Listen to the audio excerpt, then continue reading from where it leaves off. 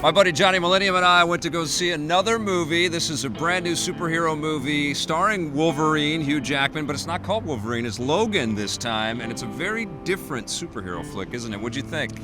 I think this is a movie you should bring your entire family to see. Okay. It's a family, fun-friendly movie like of the year. It's like a Christmas movie. Right, yes. It made me feel so good after watching it. A lot of red in it, though. Yeah, a small amount. More red than green, actually. And that's the thing. This is an ultra-violent movie. Probably one of the most ultra-violent superhero movies I have seen. And Wolverine in the past has stabbed people with his claws. Yeah. But my God, he stabs a lot of people with his claws and lots of blood, as we say. Gushing everywhere, and obviously this is Deadpool opening the door for Fox and the cautious executives there that have this multi-billion-dollar franchise with their X-Men movies took the chance and the risk to build an R-rated superhero tale, unlike any of the other X-Men movies that we've seen in the past. It's very nihilistic. It's almost as much of a deconstruction of the superhero genre as Deadpool was. And yes, it is unabashedly violent, and I think what it does is it kind of legitimizes the gore that would happen if you had a superhero with in claws, reality, yes. right? It's not cartoony. This is very real. Yeah, and to a fault. This is James Mangold, the director, who also did the second Wolverine movie, which by now looks like just bubblegum trash compared to this, right?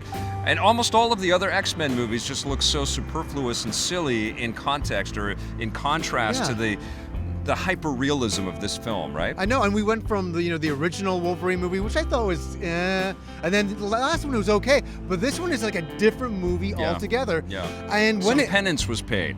Some penance, and no spoilers at all, because there's a lot of spoilers in this film. Yeah, a lot happens. A lot happens, but at its core, it's a family film. Not to bring your family too, but about building relationships, about the younger generation, the middle generation, and the older generation. Yes. And kind of what happens to all of them, and the tragedy that happens to some characters, and it's very brutal. It just like the scenes in this movie are incredibly violent and don't pull any punches. The context and the story doesn't pull any punches either. It's a very emotional film. There's a lot of heavy, bleak stuff. That would probably be my only criticism of the movie, is that it's very relentless. Bleak. Yes, I agree with you. It's so bleak. It's almost like a Mad Max movie in some ways. How it's the end of the world in all the Mad Max movies, and it's a survival tale. There's very distinct kind of connections to something like that. What kind of got me too was this young girl who's a fantastic actress in this movie. Dafne Keen, and she's unbelievable as X-23. Wow, quite unbelievable. Yeah. But it was so sad seeing her in this movie delivering such violence. Yeah. And I was just thinking, as her character gets older, I mean, the psychological ramifications for this girl are extraordinary. Well, and we see that in the weathered, beaten-up face of Hugh Jackman, who plays a Logan who's kind of at the end of his rope. He's fallen apart. He doesn't exactly know what the hell's going on.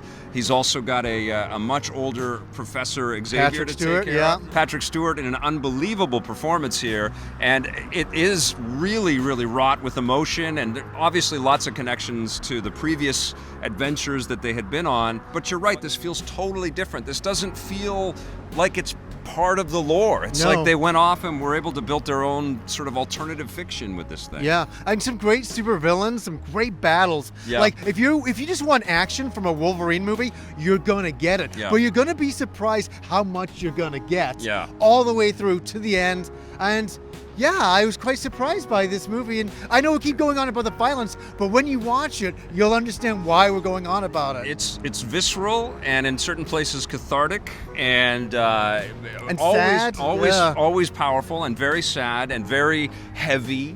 But it's a tour de force. You know? And honestly, this is James Mangold kind of walking back on some of the mistakes that were made in the second Wolverine movie, and it's just ridiculously intelligent and solid entertainment, and I think it kind of sparks the idea that Fox and Marvel are working on some brand new special stuff for the future. Well, it's almost like they listen to fans. Fans would always say, I want more violence. I want Wolverine stabbing everybody. Yeah. And then, Fox listened to them and said, okay, you're going to get it. You're going to get it 10-fold. Okay, we'll give it to you 50-fold. Yeah.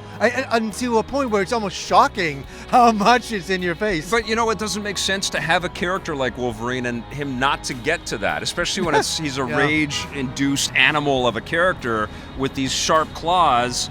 To have not seen this level of violence from this character has been incongruous with the sort of the core of this person, Yeah. And now we have this. Now we have this cinematic equivalency of the best Wolverine comics. It's a very realistic portrayal of what a superhero, as you said earlier, would be like in reality. But don't bring your kids to this. No. Don't bring your little kids to this. This is not a fun superhero movie. This is a brutal, dark superhero movie where people die and there's consequences and it's blood. There's a lot of blood, a lot of guts, a lot of headshots, a lot of people losing half their heads. And a lot of, sort of contemplation on aging as well, and also that connection that we have now that Hugh Jackman has played this character for 20 years, and you can see the time flipping through your mind as you're watching this movie, right? You can see every one of his terrific performances, the ones where he gave everything he's got to the role and made this character somebody that we care about for 2 decades, and